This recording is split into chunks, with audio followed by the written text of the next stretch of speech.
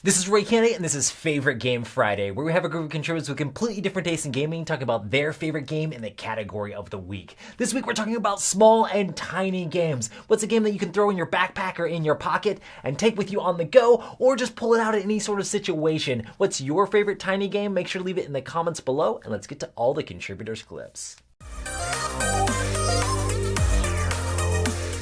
What's up, guys? I'm Dwayne from Blackboard Gaming. This week's category is small games, and I was excited to talk about this game that I had because it's from one of my favorite publishers, Sashi and Sashi. Sashi and Sashi, they put out some really unique games, and the game that I'm talking about today is this little small game right here, In Front of the Elevator. In this game, your family has gone to the mall and they're trying to get on the elevator to go shop. And the elevator can only hold a certain number of people. So you're trying to play cards, making sure your family gets in front of that line. I've never seen a theme like this in a game. And that's why I like it so much. In Front of the Elevator. See you guys later. Kimberly from Tabletop Tilson here, and when I think tiny games that I want to travel with, I think of the Builders. I have Antiquity and Middle Ages, and I love traveling with them. They're great worker placement and resource management games for 2 to 4 players, and they fit in this teeny tiny tin. What about you, Mark? Right. Well, Kim, for me, it's Sprawlopolis all the way. It's a cooperative 1 to 4 player card game that fits in the back of your pocket. What are some of my favorite little small games? The Deckscape games are really great. Behind the Curtain is probably my favorite, but Test Time is really good, and most of them actually I've all really enjoyed.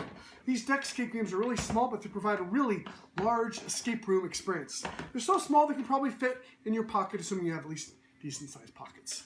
Deckscape, fun, cooperative little game. Hi, this week, tiny, small favorite games. My pick is Letter Susanna. Needs a reprint. And yours? Welcome to the dungeon. Welcome to the dungeon. As you can see, she is ready to throw the monsters towards me. Happy Friday. Take care. Hi, I'm Linda from Get a Clue, Casual Gamer, where we get a clue, C-L-U-E, about a game. And today we are talking about small games. And that's really hard for me to choose because I love a lot of small games, but I am choosing Floriferous. I love this game. It can be played solo or up to 4 people. It has a beautiful presence, and I love the puzzliness of it. It's not a heavy game. I can get other people to the table with it. So my choice for this Friday is Floriferous. Happy gaming and happy Friday. Bye. Hello, I'm Ray. And I'm Jenny, and we're Weber Family Reviews.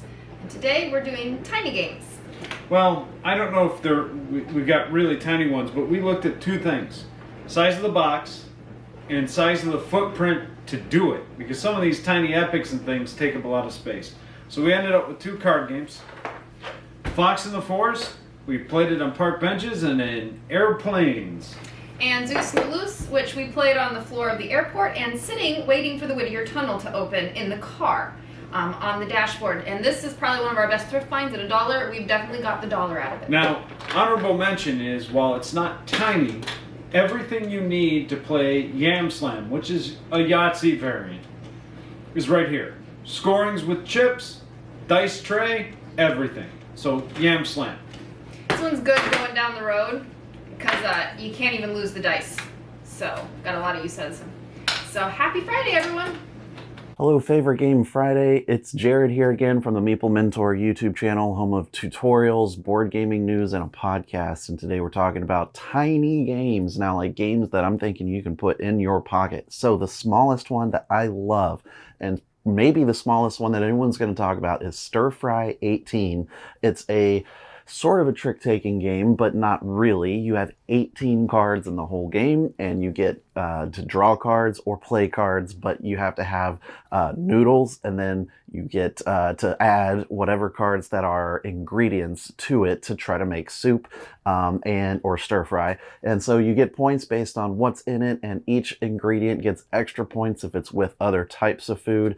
There's also some bluffing in the game, including, if you discard meat, then you get to draw a lot of cards, but if you discard, something else, then people can check, what you've discarded, and then you're penalized. It's a lot of fun. It doesn't take too long to play. I believe you could play up to like 5 people or so. But yeah, it's Stir Fry 18. Check that one out. It's a lot of fun and super tiny. You can just take it anywhere, put it in your pocket. It's great. Hi, it's Barb, Maple PhD, and my favorite small game that I can throw in my pocket is Similo.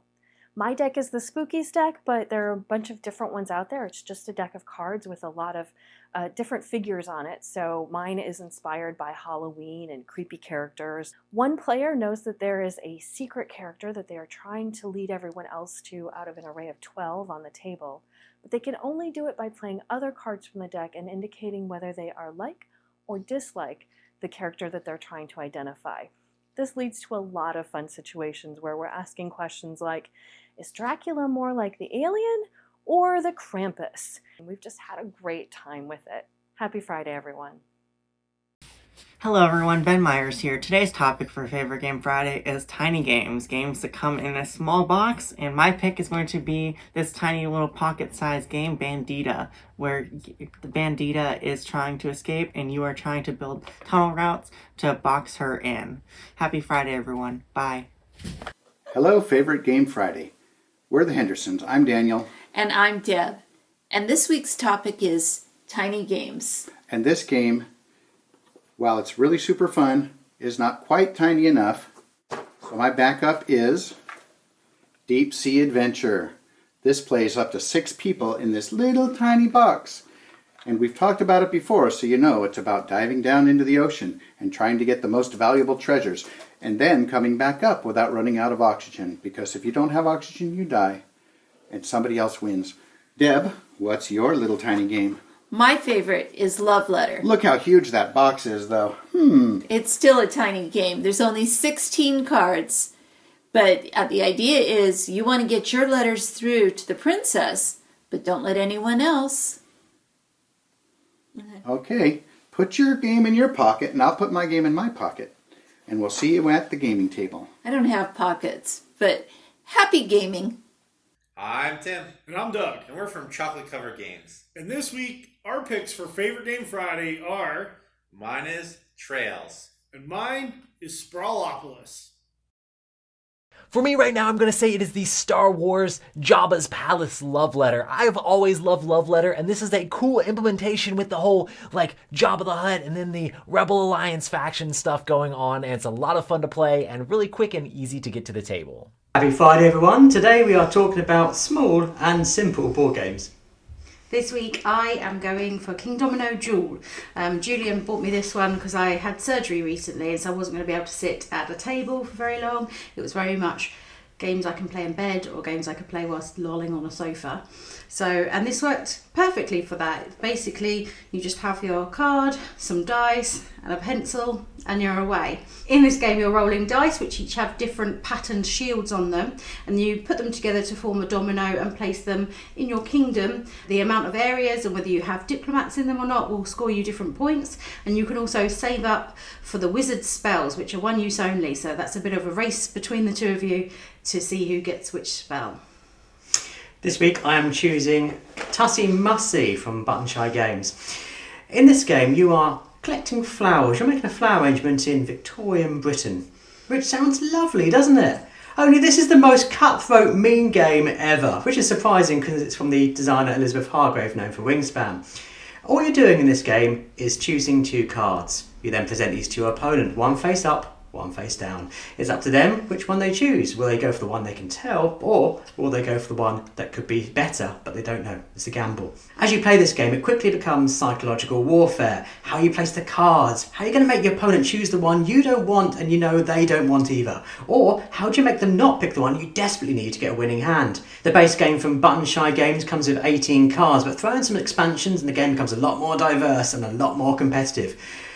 In Britain it's quite tricky to get the Button Shy Games, but they do sell print and play versions, so print a copy yourself and enjoy this game of flower warfare. Assalamu alaikum. When it comes to small games, I'm looking for a small game which packs a punch and has a lot of replayability that you can play it over and over. And for that, I'm going to recommend Innovation, because this game is from Culture, which is famous for Glory to Rome and those kind of card combo games. What Innovation lacks in artwork, it makes up in the gameplay itself, because how the cards come up and how they let you make combos. You can keep playing this game over and over, and you will find new kind of combos that you can make in your engine, and you will keep exploring new things in this game.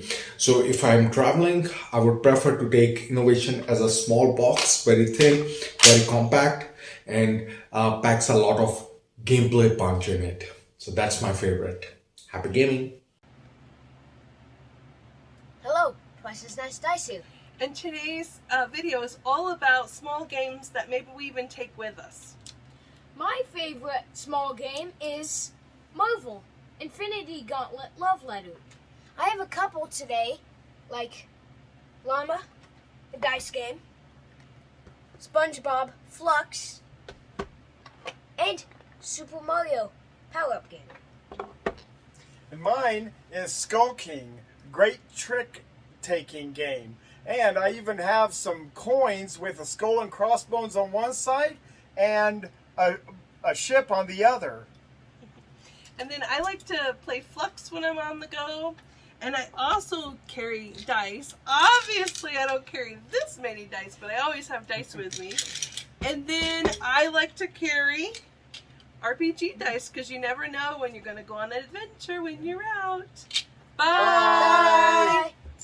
It's always cool to have those games that can fit into like any situation that you can just take along with you or be able to have to pull out that just fit into a small form factor. There's all sorts of different ways that they've used mechanics to be able to make these tiny games super interesting. Make sure to leave in the comments down below your favorite small and tiny game, and make sure to check out our contributors from all around the world and all around the board game community. If you'd like to be a part of Favorite Game Friday, it'd be awesome to have you join on board. Next week, we're going to be talking about long-term strategy. So is there a game that you feel like has a lot of strategy that you can set up plans in motion turns ahead of time, or you're working on a strategy for a long time and see that strategy come to fruition? What's a game that you think is very strategic? Make sure to leave that in the Google Drive link down below. Make a super short video. You can be a part of Favorite Game Friday. It'd be awesome to have you join in and be part of the community here, and it'd be great to see you on it.